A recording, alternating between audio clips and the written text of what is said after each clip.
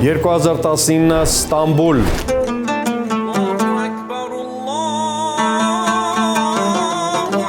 Էրդողանի կուսակցությունը պարտվում է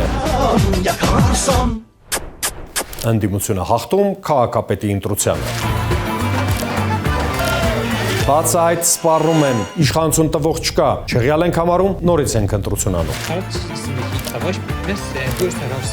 Մարդ են ծեծում, նստացում, փոշտանգում։ Հաշվարկը պարզ էր։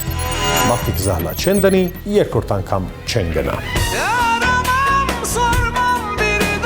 Ընտրության երկրորդ փուլում ավելի շատ մարդ եկավ։ Ընդդիմությունն էլ հաղթեց ավելի մեծ տարբերությամբ։ Պասիվ թուրք ընտրողը ակտիվացավ։ Սուլթան դարձած Էրդողանին ցույց տվեց կարմիր քարտ, ստիպեց զիջել Ստամբուլի իշխանությունը։ Դու այս երկրի տերն ես, ոչ թե դիտորդը։ Արի, քարը փեշիցը թափի։